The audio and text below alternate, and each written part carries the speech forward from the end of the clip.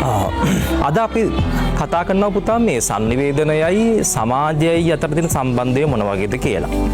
ඒගොල්ලෝ දන්නවා මේ තොරතුරු අදහස් ආකල්ප දැනුම විනෝදයේ මතවාද වගේ දේවල් එකිනෙකා අතර හුවමාරු කර ගැනීමේ ක්‍රියාවලියටනේ අපි sannivedanaya කියලා කියන්නේ.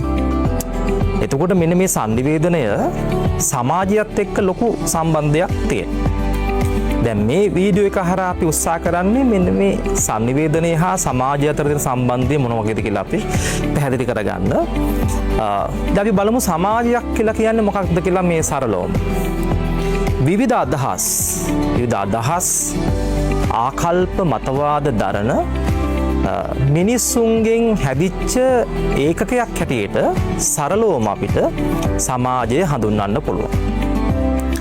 එතකොට මේ සමාජයක් ඇතුළේ ජීවත් වෙන මිනිස්සු අදහස් වලින් විවිධයි, ආකල්ප වලින් විවිධයි, මතවාද වලින් විවිධයි.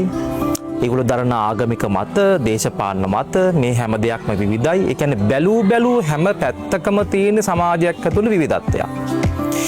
හැබැයි දැන් එහෙම විවිධත්වයක් තිබ්බට සමාජයක් කවදාවත් මේ තනියෙන් සමාජයකට පවතින්න බෑ. එහෙනම් එහෙම තනියෙන් සමාජයකට පවතින්න බැරි නම් මොකද්ද මේක ඇතුළේ වෙන්න ඕනේ? කියන්නේ සමාජයකට තනිවම පැවැත්මක් නැත්තම් අනිවාර්යයෙන්ම සිද්ධ වෙනවා මේ සමාජයේ ජීවත් වෙන මිනිස්සු අතර නැත්තම් සමාජිකයන් අතර හොඳ අන්තර් සම්බන්ධයක් නිර්මාණය කරගන්න. එහෙනම් සමාජයක පැවැත්ම රඳා පවතින්නේම ළමයි අනිවාර්යයෙන්ම මිනිස්සු අතර තියෙන මේ මානව අන්තර් සම්බන්ධතා මත. දැන් උදාහරණයක් ගත්තොත් ආගමික සම්බන්ධතා, විවාහ සම්බන්ධතා, දේශපාලන සම්බන්ධතා, ඥාති සම්බන්ධතා, ප්‍රේම සම්බන්ධතා, අධ්‍යාපනික වශයෙන් සමාජයක් තුළ පවත්වන සම්බන්ධතා. මෙන්න මේ කියන සම්බන්ධතා මත තමයි අනිවාර්යයෙන්ම සමාජයක පැවැත්ම රඳා පවතින්නේ. එහෙනම් ඕන දැන් මං කාරණා කීපයක් කිව්ව මොකක්ද? විවිධ අදහස් ආකල්ප මතවාද දරන මිනිස්සුන්ගෙන් මේ සමාජය හැදෙනවා. සමාජයකට පවතින්න නම් ඒ සමාජයේ වෙසෙන සමාජිකයන් අතර විවිධ අන්තර් සම්බන්ධතා නිර්මාණය වෙන්න ඕනේ කියලා මම ඔන්න කිව්වා.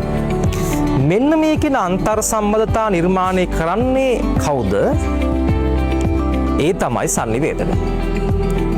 එහෙනම් sannivedanaya හරහා අනිවාර්යයෙන්ම කරන සමාජයේ පැත්තෙන් කරන මෙහෙවර තමයි, සමාජයේ පැත්තෙන් කරන ලොකුම කාර්යය තමයි මේ සමාජයේ ජීවත් වෙන සමාජිකයන් අතර හොඳ අන්තර් සම්බන්ධතා නිර්මාණය කරන්නට sannivedanaya මැදිහත් වෙන එක. දැන් මේ අන්තර් සම්බන්ධතා මත තමයි පුතේ සමාජයක් පවතින්නේ. හොඳට බලන්න, සමාජයක් නොනැසී ඉදිරියට යන්නේ මේ අන්තර් සම්බන්ධතා මත. අන්තර් සම්බන්ධතා බිඳ වැටුනොත් මොකද වෙන්නේ? අනිවාර්යයෙන්ම සමාජයක් බිඳ වැටෙනවා.